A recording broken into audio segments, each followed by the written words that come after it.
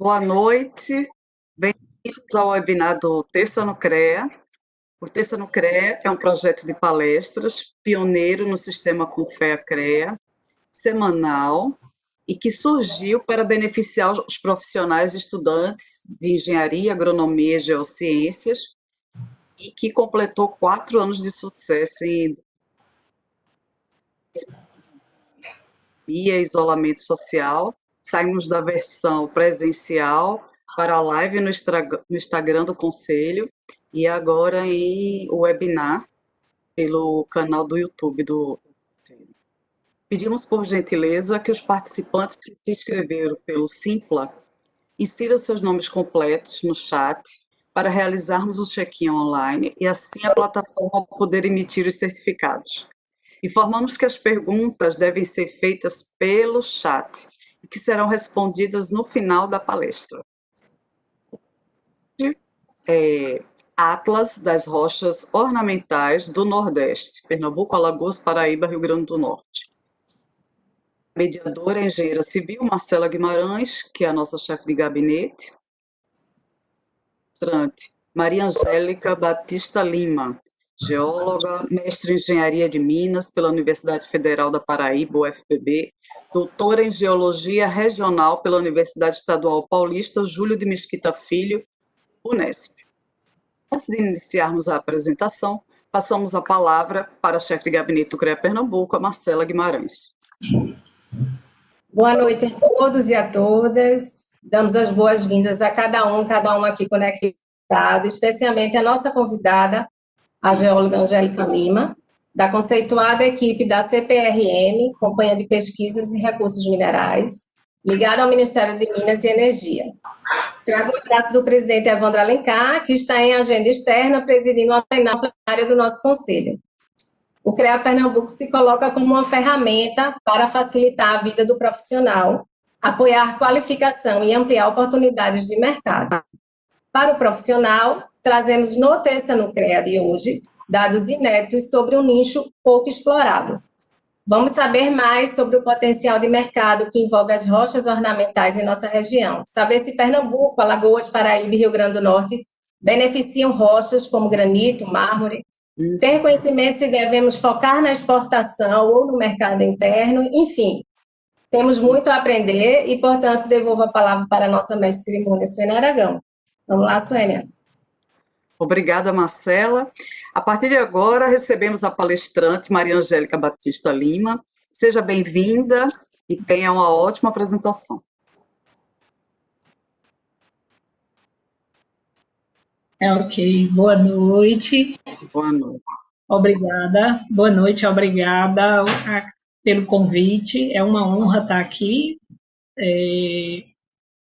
nesse espaço de vocês, que foi criado, né, recentemente e que é bastante informativo e contribui para a troca de conhecimentos, troca de informações, que é o que a gente que trabalha na área de tecnologia tem de mais importante, né? O nosso métier, o nosso negócio, né?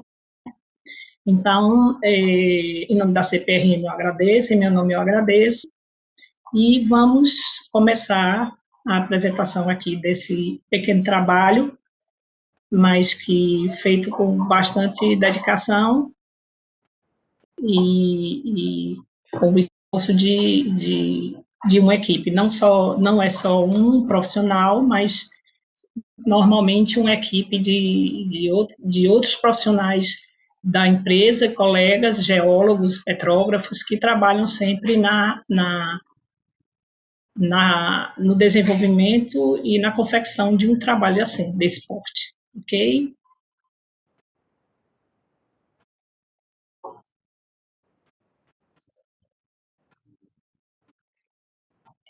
Silas?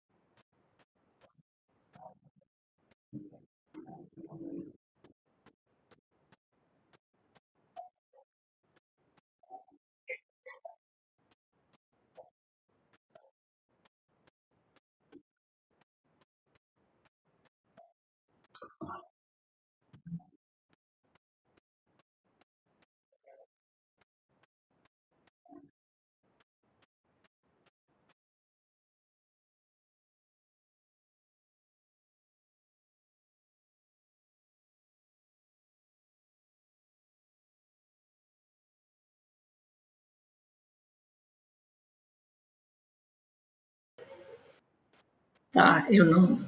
Tá compartilhada? Eu não estou não tô vendo aqui, não está aparecendo para mim, Silas.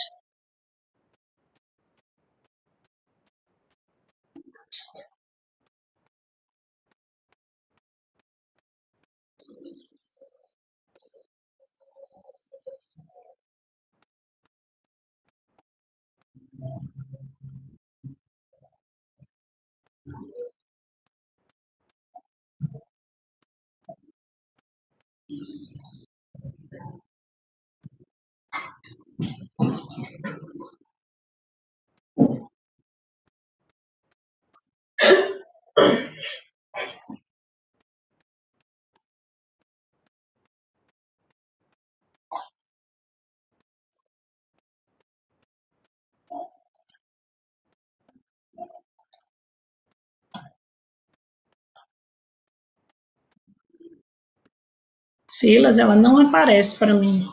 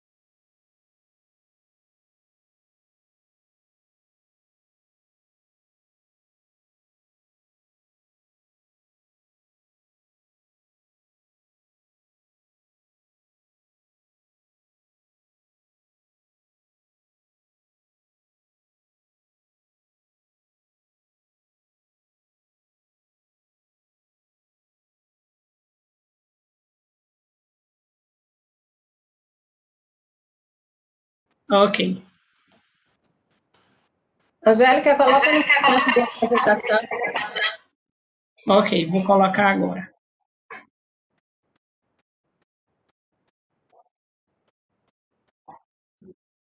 Pronto. Ok? Silas?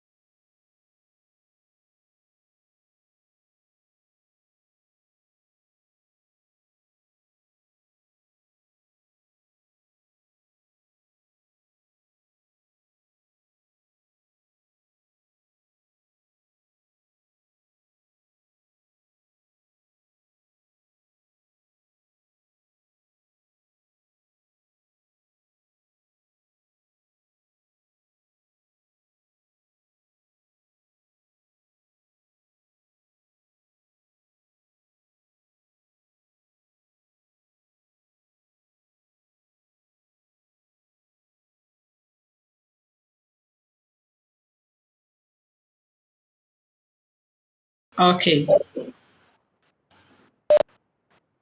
Pronto. Gente, boa noite. Eu peço desculpas, mas aqui a gente estava com uma dificuldade de transmissão que já está sendo resolvida, mas eu vou aproveitar a oportunidade, esse tempinho, para comentar a experiência que foi com relação a esse trabalho e outros trabalhos que a gente vem realizando na CPRM. Esse trabalho foi uma solicitação do próprio segmento, do próprio setor, né, que não precisava de vamos dizer assim, melhorar esse setor dentro dos 4 estados, né, dentro do Nordeste, desses 4 estados que são da competência da SUREG Recife, né, e melhorar o setor, porque, na realidade, o setor ele já existe, ele é um setor que vem forte, mas que enfrenta competições tanto externas, né, dos grandes exportadores, né, como China, por exemplo, que vem aí, despontou, né, como também com a competição dentro do próprio país, o Brasil, com relação ao Espírito Santo, por exemplo, que lidera hoje a produção e lidera a comercialização, né? Com uma distância muito grande dos outros estados. São estados que têm a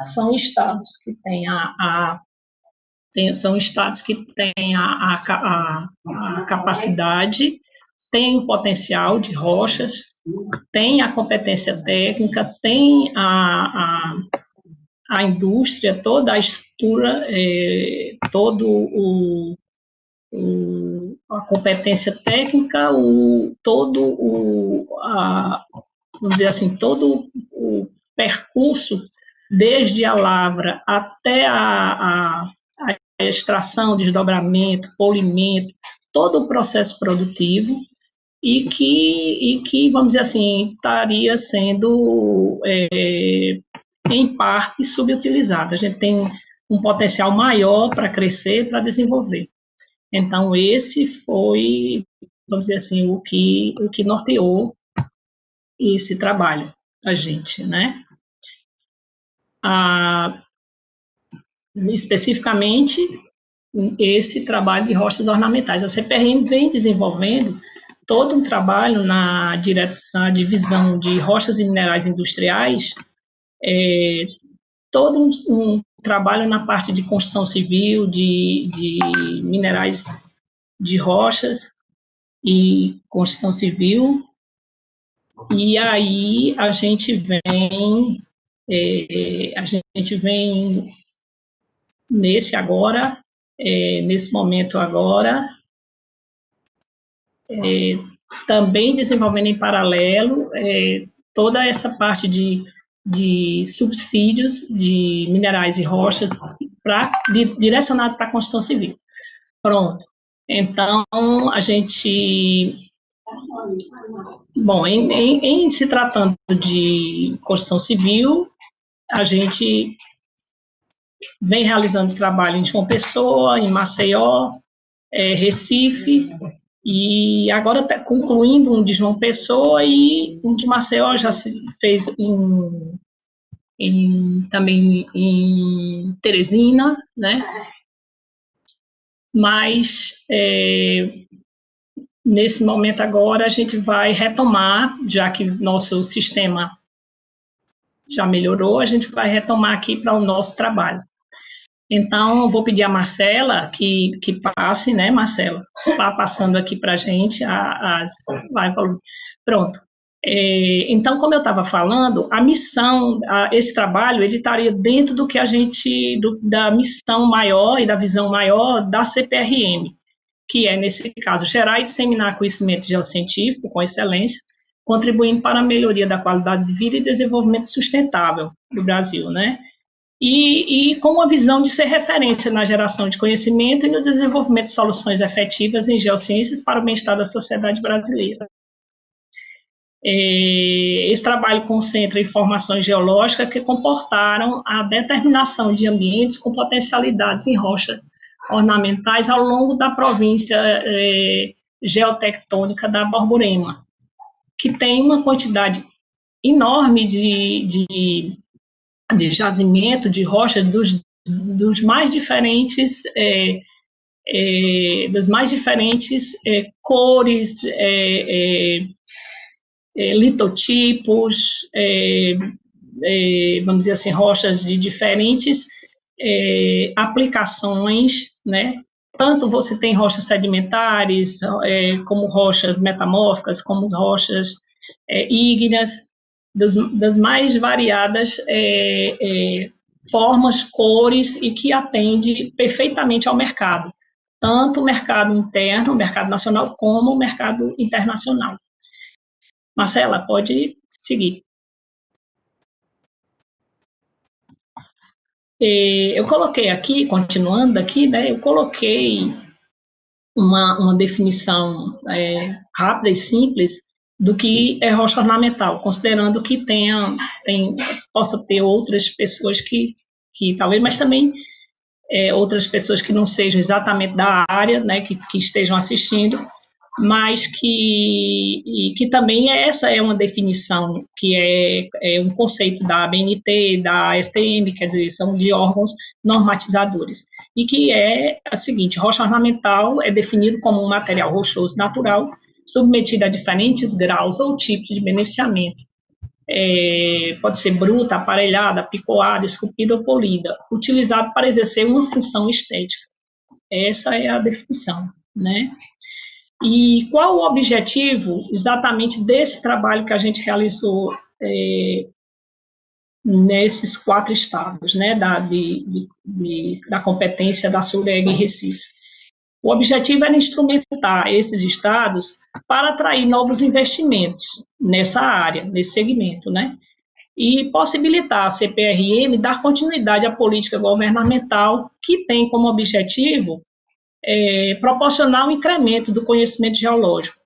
Esse conhecimento que vem contribuindo para o desenvolvimento regional, subsidiando a formulação de políticas públicas e que servem servindo de apoio na tomada de decisão de investimentos. Quer dizer, onde o governo precisa investir para subsidiar, quer dizer, as políticas públicas que vão favorecer esse desenvolvimento regional, local, estadual, local e nacional, consequentemente, né? Então, ou seja, se precisa abrir uma estrada, se precisa aumentar a dimensão dos portos, quer dizer, todas essas decisões políticas públicas, elas perpassam por essa formulação subsidiada em dados, né? Desde que a gente tenha os materiais para exportar, para comercializar, que essa política pública vem apoiar, né? Marcela? Pode passar, Marcela. Pronto. E o porquê da abrangência somente desses 4 estados? Porque trata-se da área de atuação da Superintendência Regional de Recife. O domínio geográfico, que abrange esses 4 estados do Nordeste, numa área total de 235 mil quilômetros quadrados. Então, na realidade, essa era a razão da limitação, da abrangência do trabalho, né? E porque são estados que detêm essa litologia de rochas, esse tipo de rocha, e que já tem, como no caso do Rio Grande do Norte, da Paraíba, de Pernambuco, já tem toda uma tradição de rochas já conceituadas no mercado.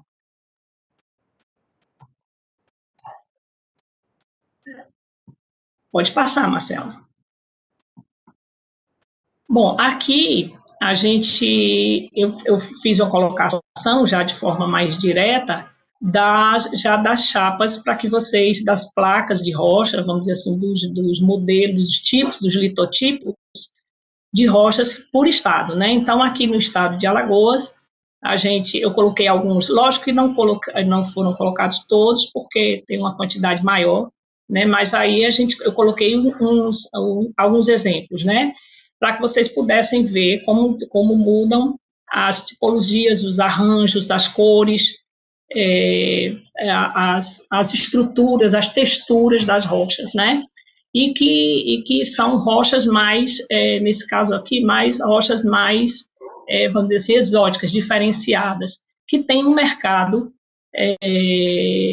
vamos dizer assim, já direcionado, e tanto o mercado interno como o mercado externo.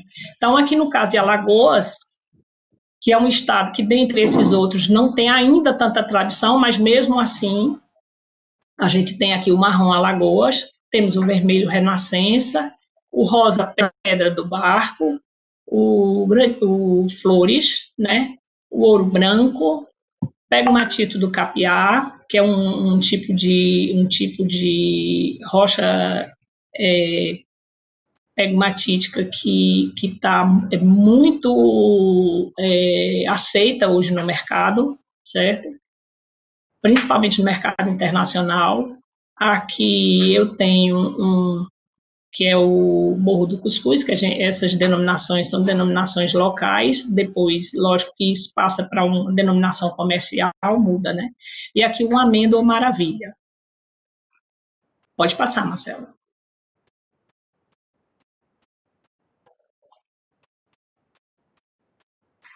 Bom, aqui o estado de Pernambuco, a gente tem já rochas como, por exemplo, o marrom imperial, que é uma rocha bastante conceituada, que tem mercado, destino já certo, é bastante exportada, né, e muito conhecida, uma rocha bonita. Temos o Sunset Red, que é uma rocha bem vermelha, típica de rochas bem aceitas nos países orientais, né, devido à sua tipologia, devido à cor, né. Aqui eu tenho um champanhe, temos um cinza prata, temos um verde Serra do Pará, que é uma calcílica, temos um rosa imperial, temos um quinal aqui, que já é uma rocha movimentada. O vermelho Ventura, também é um vermelho muito bonito, mas já é uma rocha porfiróide, pórfiros bem destacados, uma granulação, uma textura bem diferenciada.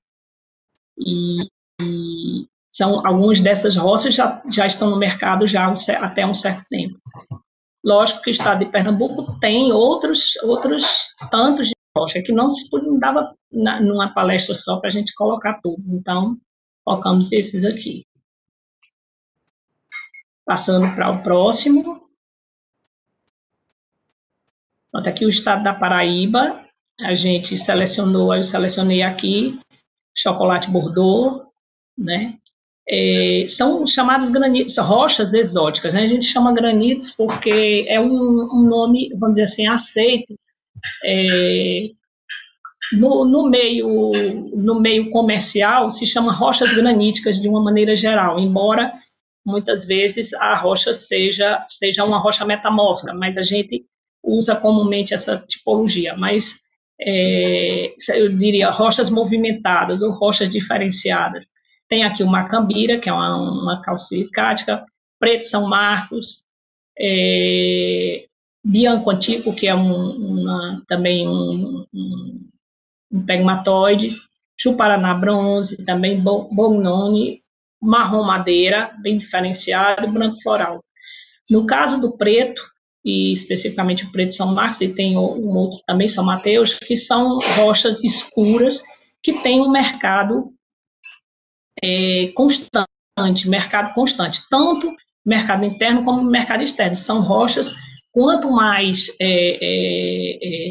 pretas e sem nenhuma inclusão de mineral diferente, ou nenhum xenólito, nenhuma outra, vamos dizer assim, nenhum outro mineral inserido na sua textura de forma a alterar a sua cor. Então, quanto mais preto, totalmente preto, mais que eles chamam preto absoluto, melhor o mercado, maior o preço e, com certeza, potencial de exportação alto também. Passando para o próximo.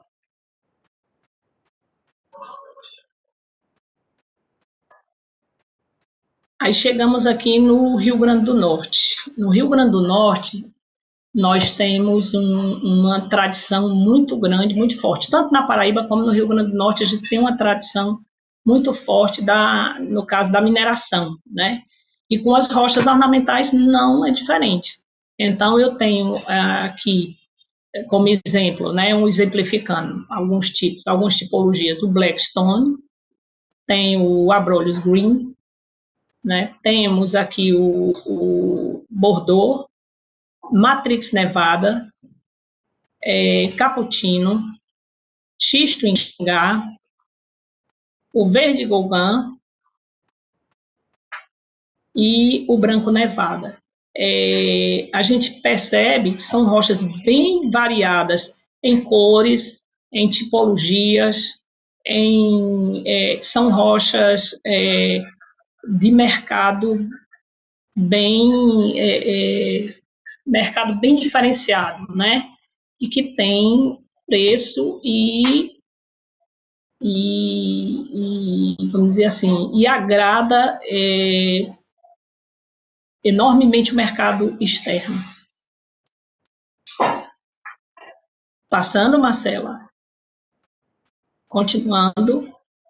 Bom, aí, dentro desse trabalho que se fez, né, a gente precisava, lógico, a gente ver os materiais, mas, ao mesmo tempo, a gente tem que, não só você observa, e o profissional técnico, o geólogo, observa a questão da beleza, da cor, da estética, da textura, mas, principalmente, a gente tem que levar em conta, tem que ser considerado os ensaios tecnológicos, a caracterização tecnológica desse material.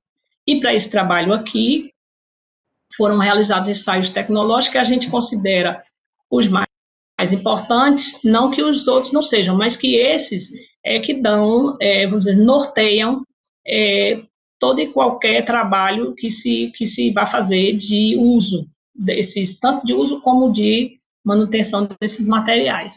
Então, a gente fez uma análise petrográfica, determinou índices físicos com densidade, porosidade aparente e absorção d'água, né, desgaste Amsler, resistência à compressão uniaxial ao natural e resistência à flexão em 3 pontos. Todos eles com suas especificidades, porque, no caso dos índices físicos, essa porosidade, a densidade e a porosidade, elas vão determinar, vão ter uma relação direta, lógico, com a absorção. Quanto maior a porosidade, né, maior vai ser a absorção d'água. Então, eu posso ter problemas depois com esse material se ele for de uma porosidade alta. Então, e posso administrar isso de tal forma que eu não vou colocar esse material em locais onde eu tenha uma umidade intensa, né, locais onde se tem muita, trabalha-se com muita água nesse local, banheiro, tem uso de água, por exemplo, cozinha, banheiro, em locais, então se evita.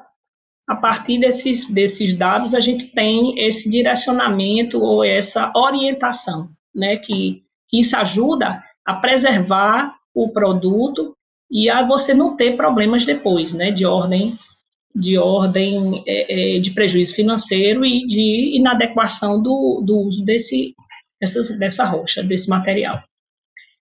Desgaste Amsler, que é o desgaste o ensaio que se faz para que se avalie qual o comportamento desse material junto a tráfego intenso, no caso, para a questão de pisos, né, principalmente, em uso interno e externo. Então, para que não se perca a qualidade do material para que o material não perca brilho, não perca a sua qualidade, né? E, no caso da resistência à compressão uniaxial e à resistência à flexão a 3 pontos, isso é de suma importância quando a gente está falando em revestimentos de materiais a serem utilizados revestindo, em revestimentos. No caso de revestimento de prédios, com assentamento com insertos metálicos. Então, é necessário que se tenha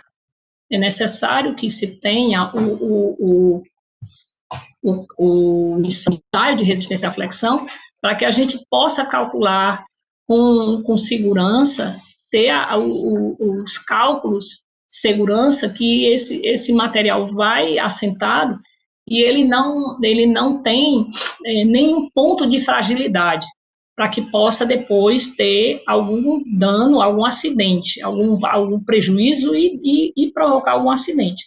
Então, quando se coloca uma placa revestindo um edifício, a gente tem que ter todo o cuidado para que não haja, esse material não tenha fissuras, não tenha trincas, ou que se coloque toda a segurança necessária para que esse material não venha a sofrer uma quebra e provocar tanto um prejuízo financeiro como via provocar um acidente, né?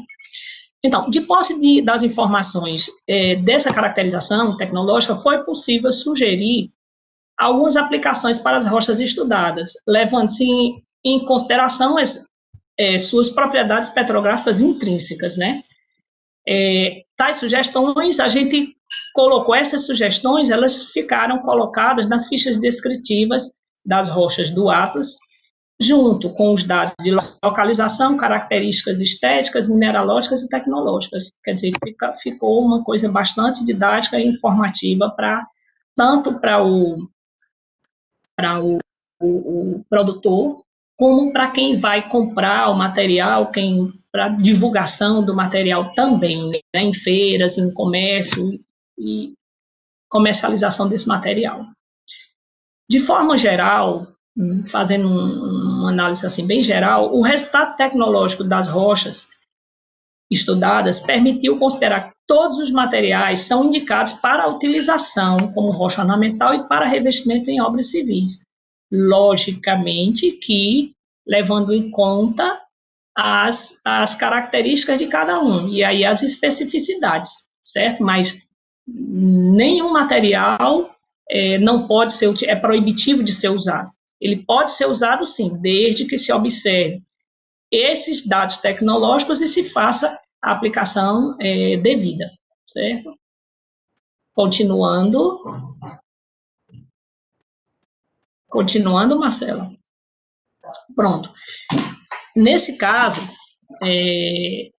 assim como para projetos de revestimento com placa de rochas em insetos metálicos, que eu já havia falado, devem ser estabelecidas as espessuras das placas de acordo com suas dimensões, comprimento e largura, de acordo com a resistência mecânica da rocha, que é lá o ensaio que a gente faz, de compressão, de flexão, né, com o sistema de fixação a ser empregado e com as cargas atuantes.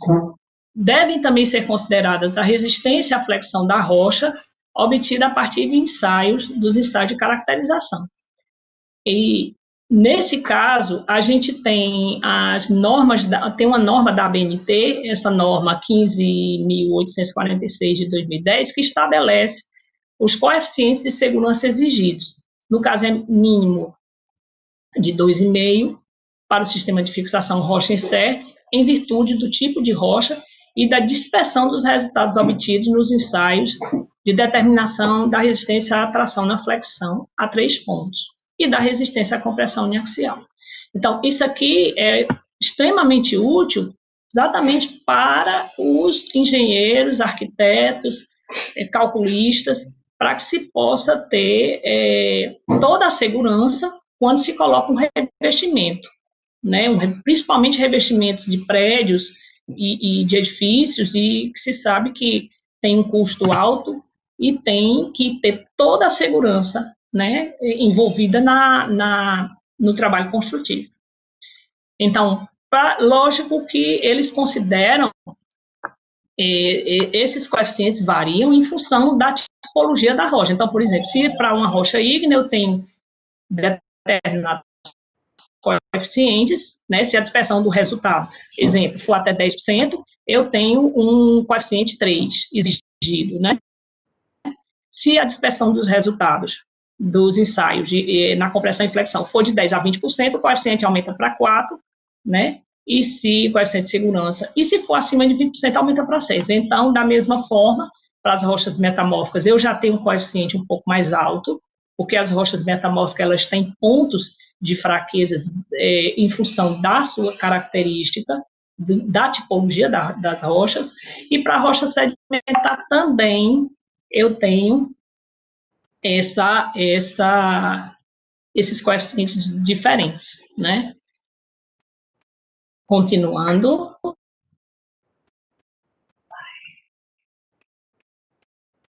Neste quadro,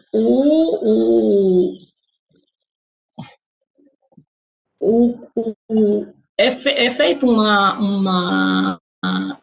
é proposta uma classificação para cada uma das propriedades fundamentais da rocha, de forma a dar uma ideia geral do que se deve escolher ou propor, de acordo com a obra a ser realizada.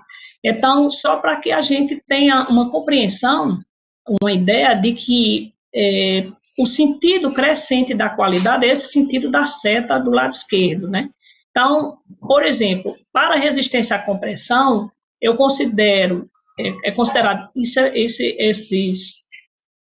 esses dados são dados de órgãos normatizadores ou de institutos de pesquisa que trabalham, tem muitos anos, muita experiência, que trabalham há muito tempo, e que tem todo um trabalho envolvido, uma pesquisa envolvida para que se obtenha esses índices, esses valores, né? Então, por exemplo, uma resistência mecânica menor que 40 megapascal é uma resistência baixa, né? Entre 50, 70 já chega a ser uma resistência, acima de 70 seria já uma resistência média, e 100, 150 já estaria para uma resistência, aliás, uma resistência média aqui, 100, 150 estaria na média, a resistência alta 200, desculpa, e uma resistência muito alta acima de 200. Então, se eu, dependendo do emprego que eu faça desse material, eu vou observar, a partir dos dados que eu tenho, dessas caracterizações tecnológicas, eu vou observar se minha resistência foi muito alta, foi média, foi baixa, e a partir daí eu posso dizer para que eu posso empregar, aonde eu posso utilizar esse material. Eu vou ter que utilizar no caso da resistência à compressão, de uma determinada forma, em que ele não possa sofrer tanto esforço compressivo, né? Se a resistência for muito baixa, né? Se a resistência for alta, eu sei que eu posso empregar, posso utilizar esse material. O mesmo caso é a resistência à flexão, que nesse caso da resistência à flexão, eu tenho a resistência, uma resistência, é um dos ensaios mais importantes, para que se possa ter a medida da placa de rocha assentada nos revestimentos de edifícios, e que essas placas possam ser assentadas com inserts metálicos, se elas vão até determinada altura, com determinado peso. Então, esse dado é de suma importância para os revestimentos de edificações, principalmente edificações com muitos pavimentos, né, edificações altas, de grande porte, né? A massa específica aparente, que vai me dar, que estaria ligada, que são os ensaios, os índices físicos, tá? Seria a massa específica aparente, a absorção e porosidade. São interrelacionadas aqui, né? Estão interrelacionadas, e aí é importante para a questão da umidade, da penetração da água, percolação de água, e a questão da alteração, modificação do comportamento da rocha, né? Principalmente se essa rocha vai para exportação, porque no caso de exportação, eu tenho a questão dos países frios, tem-se a questão dos países frios, onde você tem as temperaturas em que há o congelamento, a percolação da água, e você tem o congelamento dessa água, formação do gelo, dentro desses poros da rocha, provocando, com um determinado tempo, ele vai provocar a desagregação e até a quebra e vamos dizer assim, perda da placa, ou algum dano físico, ou um acidente, ou prejuízos financeiros, né? O coeficiente de dilatação térmica linear, que é comumente utilizado nos materiais colocados em piso, que tem que se observar esse coeficiente, que a gente sabe que a rocha, ela dilata e contrai, assim como também a cerâmica faz a mesma coisa. Então, a gente tem que ter um coeficiente de dilatação,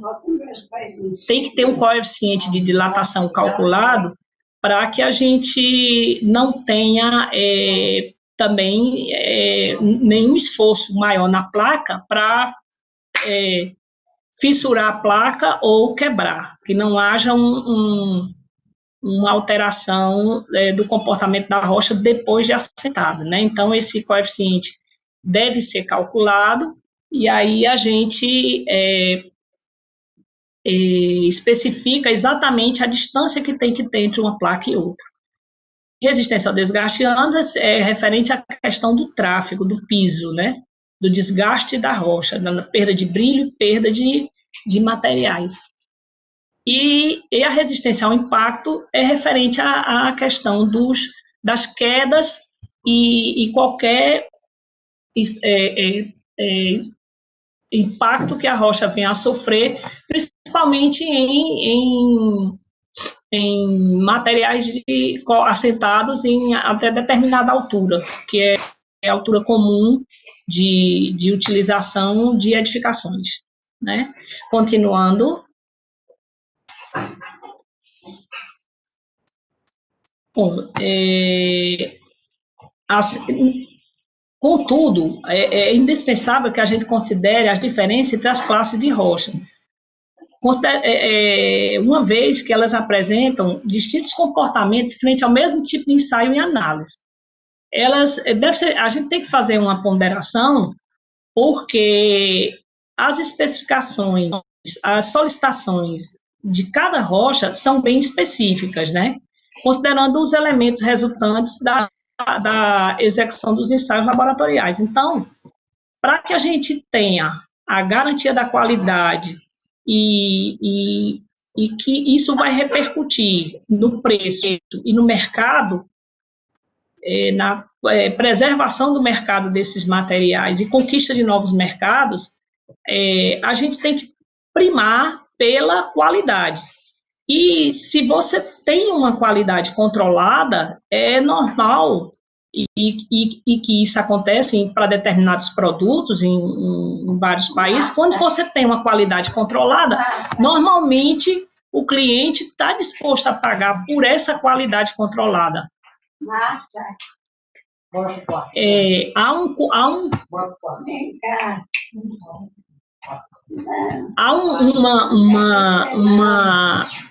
Há um preço a ser pago o preço a ser pago por essa qualidade controlada.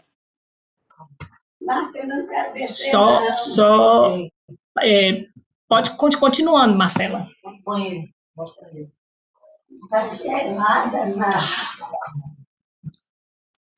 Aqui, nesse caso, a gente já mostra como como a gente arranjou esses dados no Atlas, a gente foi colocado a chapa polida, a lavra, uma imagem da lavra, para que se tenha ideia, se trata de um maciço rochoso aqui, né, com cortes feitos com fio diamantado. A gente coloca, no próprio Atlas vem a classificação, vem a análise petrográfica, vem a classificação, a litologia, a unidade geotectônica que pertence, a unidade geológica que pertence, né? Então, nesse caso aqui, como exemplo, a gente colocou aqui o Bordeaux, né, que é um pegmatoide, que é uma intrusão pegmatítica pós-tectônica. Essa lavra aqui é situada em Currais Novos, no Rio Grande do Norte. A classificação petrográfica é pegmatito, a caracterização tecnológica dela vem aqui descrita, e o uso recomendado, mais adequado para tampos, peças decorativas e pisos de áreas internas. Recomenda-se a utilização de selantes impregnantes, hidro e óleo repelentes na face das peças aplicadas. Então, isso aqui é em função de quê? Em função desses resultados, né? Então, eu tenho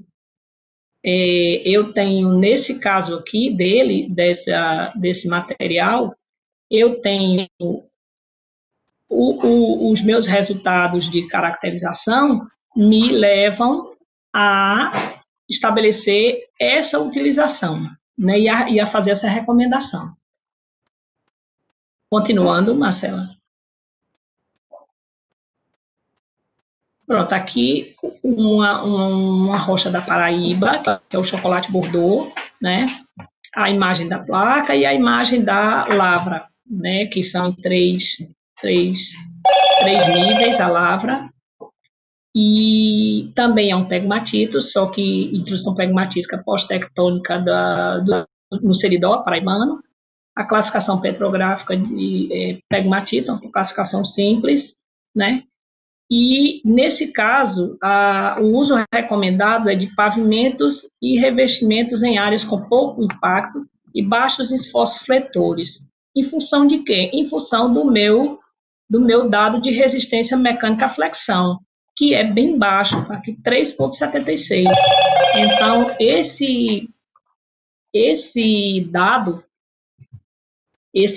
de resistência é indicativo de uma baixa resistência à flexão, que não me permite, que me leva, vamos dizer assim, que não me permite colocar esses materiais, quer dizer, que eu não devo colocar esses materiais em revestimentos,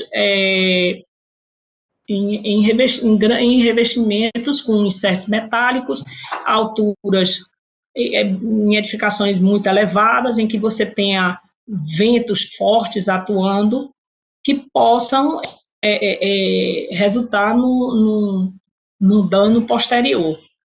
Então, no caso, quando se vai fazer o cálculo de segurança, esse dado é levado em conta. Então, a indicação é que esses materiais sejam utilizados pouco impacto e baixos esforços fletores. Sugere-se o reforço com telagem na face posterior da placa e a utilização de selantes impregnantes. Esses selantes impregnantes, eles aumentam a resistência da placa. E também a telagem é também um mecanismo utilizado para reforçar a resistência desses materiais, né? Continuando. Aqui nós temos o complexo Caicó, em Aparecida, Paraíba. Eu tenho um litotipo que é denominado Macambira, né? Trata-se de um escarnito.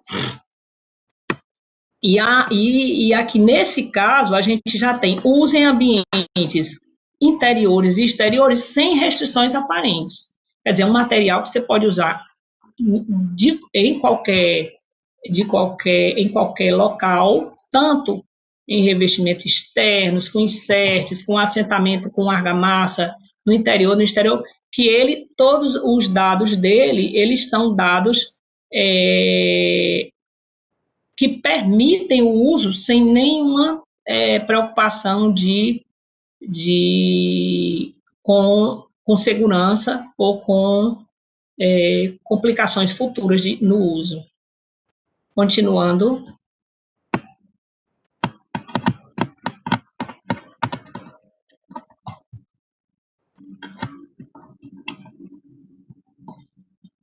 Aqui na formação Jucurutu, em Messias Targino, no Rio Grande do Norte, eu tenho esse que a gente chama de iguana ou verde fuge, né? Conhecido também como verde fuge. É uma calcilicática, e nesse caso aqui, sem restrições tecnológicas para uso como piso ou revestimento externo ou internos, tampos, peças decorativas ou mobiliário urbano. Então, os dados, novamente, os dados de caracterização é que norteiam esse uso e essas aplicações, né? E aí as recomendações. Na realidade, isso aqui não é impeditivo, apenas são recomendações a serem consideradas, né? Tenho alta resistência à compressão, tenho eu tenho uma boa resistência à flexão, eu tenho dados de porosidade, de absorção que me permitem utilizar sem preocupação maior. Continuando.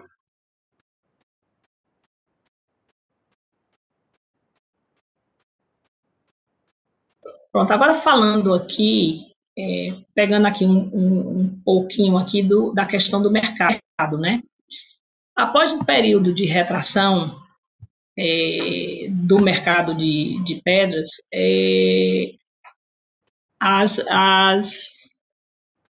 em 2019 se conseguiu atingir a marca de 1 bilhão no faturamento, né? Resultado 2,06% maior do que em 2018.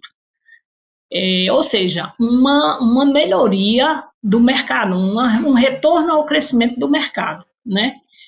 E os principais destinos das exportações brasileiras em 2019 foram Estados Unidos, China, Itália, México e Reino Unido.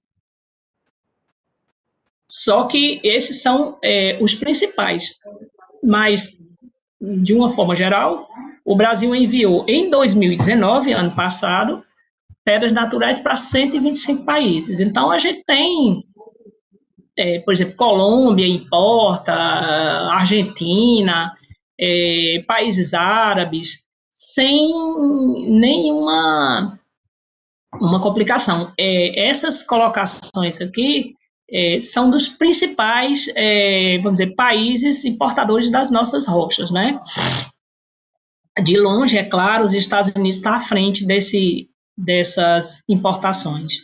E nesse caso, um detalhe, uma coisa a se colocar é o seguinte: as rochas brasileiras são bastante conceituadas no mercado internacional, pela diversidade, pela inovação, por ter materiais diferenciados, novos materiais, pela qualidade das rochas. O mercado, o processamento, a indústria, o setor, o segmento de rochas ornamentais, ele tem toda uma qualidade técnica, tecnológica para trabalhar esses materiais, de tal forma que ele tem polimento, ele tem esquadrejamento, tem que atende às especificações, ao mercado, se colocando no mercado consumidor produto de qualidade. Mas é muito comum, por exemplo, a China importar do Brasil os blocos. A Itália também. Porque o que é que acontece? Eles importam os blocos e lá eles fazem o desdobramento desses blocos em chapas e revendem para os outros mercados.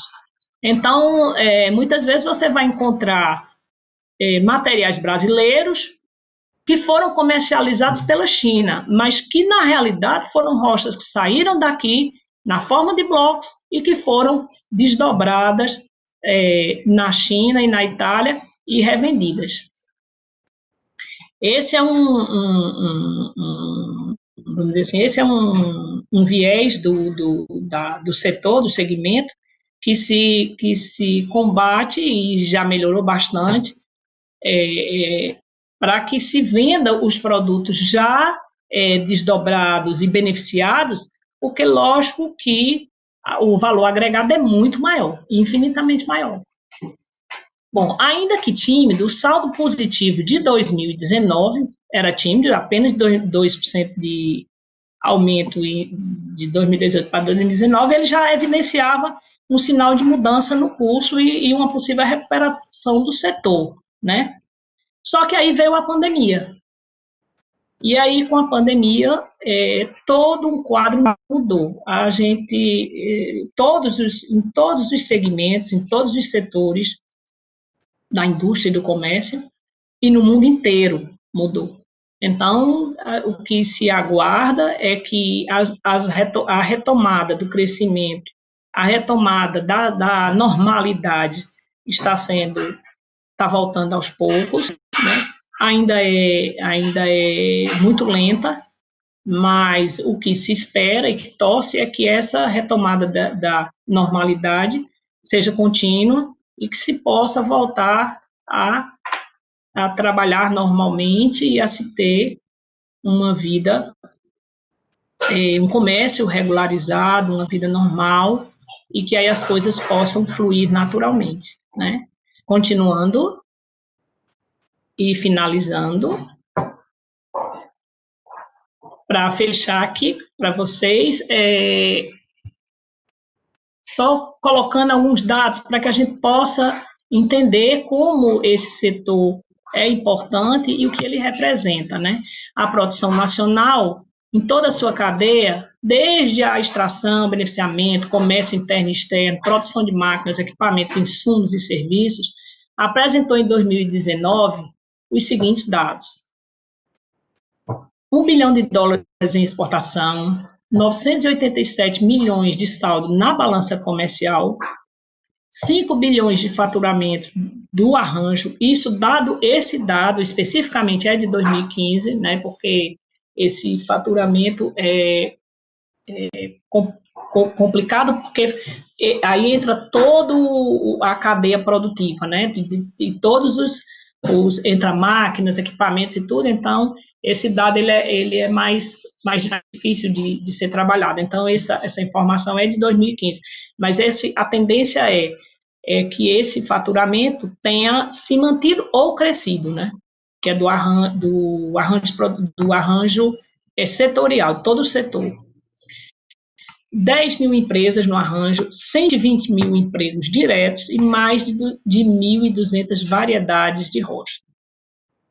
Então, é um mercado forte, significativo, né, que para o nosso Nordeste, que tem, vamos dizer assim, que tem necessidades de desenvolvimento, necessidade de trabalho, de produção, que independam das intempéries, de tempo, de seca, de enchentes, e que já se utilizando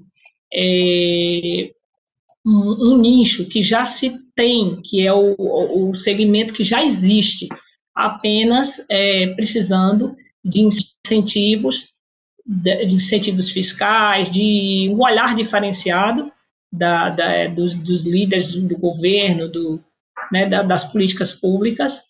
A gente vê que é vamos dizer assim, uma alternativa, eu diria, excelente para a nossa região, para o nosso Nordeste, né? Considerando que a gente tem uma disparidade muito grande entre o que, por exemplo, o que produz hoje o Espírito Santo e o que produz os nossos outros estados, Ceará, Paraíba, Rio Grande do Norte, Pernambuco, a gente vê que a gente tem um lastro grande aí para crescer. Quer dizer, que o Nordeste tem, como toda a Bahia, que vem logo depois também, vem bem atrás do Espírito Santo, tem um espaço aí grande para crescer. Até porque o Espírito Santo também, hoje a gente encontra muitas empresas do Espírito Santo explorando materiais no Rio Grande do Norte, na Paraíba, no Ceará. E quando não, eles compram esses materiais, vão para o Espírito Santo em forma de bloco, e lá eles são beneficiados e são comercializados. Então, na realidade, o que está embutido hoje como um dado do Espírito Santo também são dados de rochas do restante do Nordeste, da parte do Nordeste, que foi para o Espírito Santo para ser beneficiado. Então, tem aí uma fatia que, na realidade, é pertinente às rochas desses estados, né, desses nossos estados.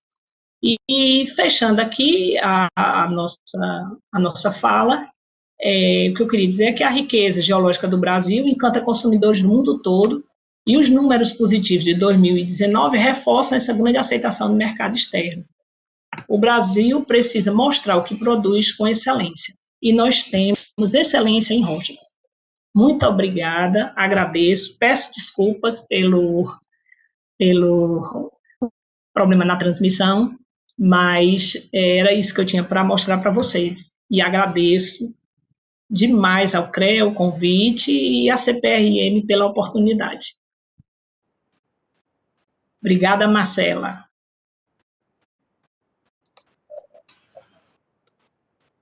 Obrigada, Angélica. Bom, agradecemos sua explanação e, neste momento, repassaremos as perguntas dos participantes. Nós temos aqui Paulo Gomes, que pergunta: doutora, costumo aplicar cera de carnaúba nas pedras para conservação, ou seja, conservar, ter mais vida útil. A senhora concorda? Olha, eu não... na realidade, ele está usando uma cera, ele está fazendo um trabalho que ele está fechando os poros da rocha para evitar a contaminação de outros materiais. Eu não conheço nenhum estudo, é Paulo, né, o nome dele? Sim. É isso? Pronto. Eu não conheço, Paulo, nenhum estudo com relação ao comportamento da cera da carnaúba frente aos materiais. Existem umas linhas de pesquisa que são ensaios que são feitos, ensaios que a gente chama de ensaios de patologias e de alterações de rocha. Então, existem alguns reagentes mais comuns ou materiais mais comuns que se utilizam em casa, e que esses materiais vêm sendo estudados, algumas substâncias químicas vêm sendo estudadas. Mas eu não sei, né, exatamente a cera de carnaúba, mas é um caso, eu acredito que é um caso a ser estudado. Eu acredito que, de repente, até possa ser um hidrorrepelente aí muito bom.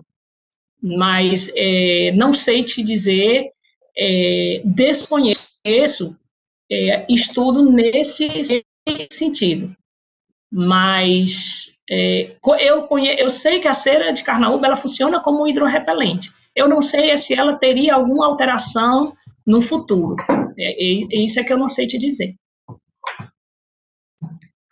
Ok, obrigada. Marcelo Pitanga pergunta: se eu tiver, por exemplo, uma rocha Itacolomi, nome comercial, para usar no deck de uma piscina, como eu enquadro ela nessa tabela de propriedades físico-mecânicas? Como saber a classe dela?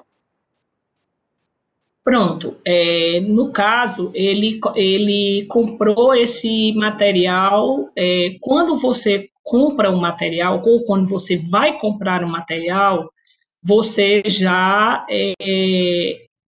o ideal é que a pessoa que está te vendendo, o comerciante, ou a loja, o lojista, ou o arquiteto que especificou, se for o caso, ou o engenheiro, ele já tenha esses dados, porque, na realidade, quando você adquire o produto, você pode solicitar ao fornecedor daquele produto, ao produtor, né, a esses dados, essas características, para que você tenha exatamente a noção do que você está comprando. É como você comprar, quando você vai comprar algum produto no supermercado, por exemplo, ele já vem com as especificações, né? Então, da mesma forma, as rochas também têm essa especificação. O que acontece, infelizmente, é que nós não temos esse costume de observar ou até desconhecíamos essas informações. Mas você pode perfeitamente bem pedir a quem forneceu o material que lhe dê essas especificações, ou que lhe forneça essas especificações, para que você possa saber exatamente se pode colocar ou não. De acordo com os dados ali, aqueles resultados de dados de ensaios, a gente faz essa avaliação. Ok, obrigada. Eugênio Dantas pergunta, doutora Angélica, como você vê a concorrência do porcelanato? Bem mais barato que a rocha ornamental atualmente. E agora que está surgindo o porcelanato líquido e o porcelanato líquido 3D de fácil aplicação. Realmente são competidores no mercado.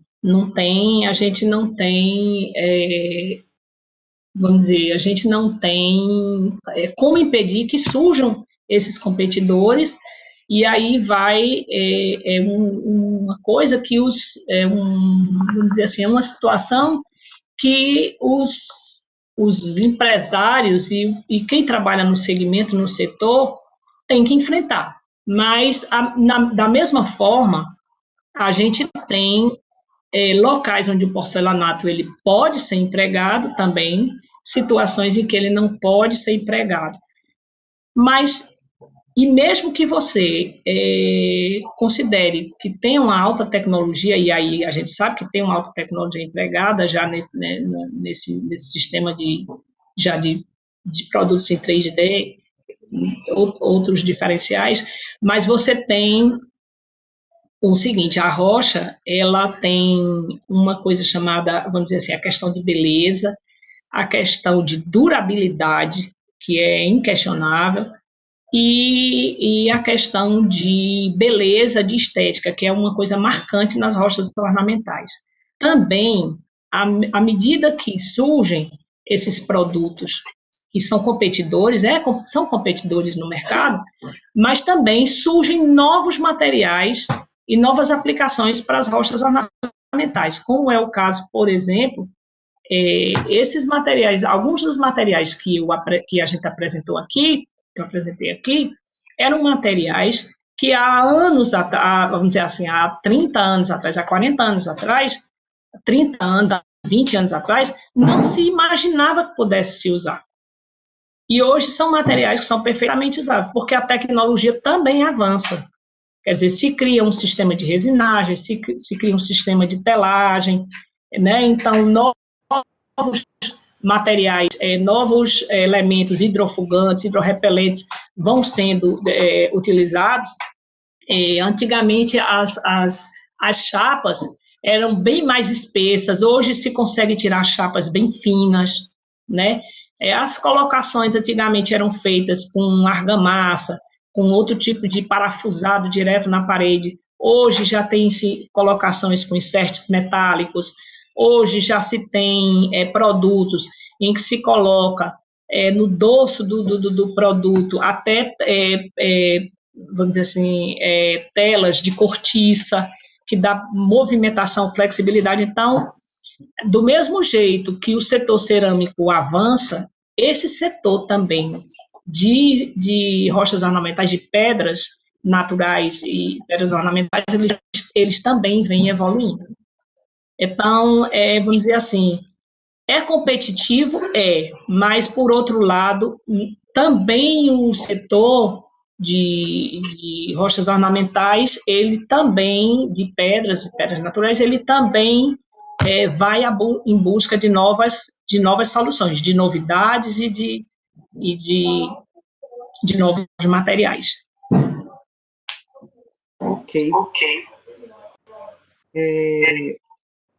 Doutor... Não, Luiz Moura... Desculpa. Passou aqui. Sérgio Azevedo Marques de Oliveira. Você pode falar sobre o percentual de aproveitamento para viabilização de uma jazida nessas regiões? Olha, isso em geral, Sérgio, né? Em geral, Sérgio, o aproveitamento fica em torno de 30%, 40%, 50%, mais ou menos, né? De 30%, 40%, 50% de aproveitamento. Só que hoje, com a tecnologia que se tem, a cada dia está se conseguindo fazer um melhor aproveitamento e também está se fazendo, há uma tendência a se fazer um aproveitamento de subprodutos resultantes daquelas pedreiras, de tal forma que a gente tenha também ganho do lado do empreendedor, do empresário, né, do lado empresarial, do produtor, como também o meio ambiente ganhar com isso. Então, a gente tem, por exemplo, vou dar um exemplo, tem várias alternativas, mas, por exemplo, uma alternativa se pode fazer aproveitamento com produção de brita, naquelas regiões, naqueles locais onde esse material é necessário e não se tem uma produção que supra o mercado. Então, você pode aproveitar as aparas para fazer brita. Tem outros e aí você pode fazer brita, e aí resultar em areias também, dependendo da composição química desses materiais, nas aparas, estou falando em termos de jazida, né, de extração de jazida. Dependendo da composição química da rocha, você pode, ao fazer a brita, você ter também a produção de areias, que hoje, cada dia, é mais difícil se conseguir areia, é um mercado também, que é da construção civil também, que é um mercado hoje bem difícil, que a cada dia está ficando exaurido, né? Principalmente nos grandes centros. Então, tem algumas alternativas que se faz, utiliza-se aparas para fazer revestimentos diferenciados, se utiliza, quer dizer, hoje em dia é feito isso, além da extração, que com o fio diamantado fez com que o aproveitamento fosse bem maior, né? Quando se faz um estudo mais detalhado da jazida, para se observar o comportamento das fraturas, o comportamento do material, de como retirar com melhor aproveitamento, esse rendimento sobe. Certo? Ok. Ok. O Eugênio, ele tinha feito um comentário que era: será que não é o caminho usar rejeito de pedreiras para gerar o porcelanato ou algo semelhante? A quantidade de rejeitos são enormes e causam grandes problemas ao meio ambiente. Isso ele estava se referindo sobre a concorrência, quanto a senhora falava sobre o comparativo de preço de rocha ornamental com porcelanato líquido e de 3D, enfim. Aí depois ele faz uma outra pergunta. Certo. dependendo, Eugênio, no caso, dependendo da composição química da rocha, se o teor, porque quando a formulação para ser feita, existe uma formulação certa para o porcelanato. Nessa formulação, eles utilizam a areia, por exemplo, quartzosa com um alto teor de SO2, né? Então, se um alto teor de sílica, se esse material que está sendo extraído, ele atender a isso, ele for um material rico e que ele pode, de repente, suprir esse mercado. Mas, vamos dizer assim, teria que ter o cuidado para que não... Porque a rocha, normalmente, ela tem uma composição variada. Então, ela não é composta de um único mineral, ou casos, vamos dizer assim, não é rocha. A gente chama hoje em dia, a gente tem o quartzo entrando no mercado como rocha ornamental. A gente já viu em algumas feiras, em algumas exposições. Mas, na realidade, quando você tem um quartzo, ele é um mineral, se denomina de rocha ornamental ou mineral ornamental. Mas é raríssimo uma rocha onde você tem uma composição química monominerálica. Então, assim, teria que haver a separação desses materiais por granulometria, e aí, sim, direcionar um material mais puro para entrar na composição desse porcelanato. Não sei, vamos dizer assim, não sei, teria que ter aí toda uma tecnologia envolvida nisso, né? Mas é possível, sim, no futuro. O que antes era inviável, no futuro, de repente, pode até vir a ser viável. Ok, obrigada. Marcela, você tem algum comentário ou alguma pergunta? Eu queria comentar, né? Primeiro agradecer, a Angélica, a palestra foi excelente, muito esclarecedora. Queria enfatizar, né, como engenheira civil, achei extremamente importante quando você falou dos ensaios tecnológicos, né? A importância da gente saber o material adequado ao lugar adequado. Isso faz toda uma diferença, né? Às vezes você investe num produto caro, né, achando que está adquirindo e fazendo um serviço excelente, quando, na verdade, ele não é adequado para aquele ambiente. Então, você vai ter manutenções futuras, né, que desnecessariamente. Então, isso é extremamente importante. Agradecer a você mais uma vez. Desejar um abraço aqui para o CPRM, a Vanildo Mendes. Né, o CREA sempre agradece a parceria com a CPRM. Dizer que a colaboração faz a diferença e essa é a prática que o CREA Pernambuco adota, né? Então, a gente busca fortalecer e deseja falar algo mais, Angélica? A gente pode encerrar? Não, pode encerrar à vontade. Eu só quero agradecer a todos que participaram e agradecer a vocês, CREA, e dizer a você que eu comungo da mesma opinião, que também é a mesma opinião do Vanildo, né? Que essa relação continue e que cada dia fique mais estreita entre o CREA e a CPRM. Trocando informações, né? Isso. Ok, muito obrigada. Obrigada mesmo. Boa noite a todos. Obrigada, Angélica, obrigada, Marcela, obrigada aos participantes. Até o próximo Terça no CREA, com um projeto para o Brasil pelo Comitê Tecnológico Permanente do CREA Pernambuco. Um abraço, fiquem com Deus. Boa noite.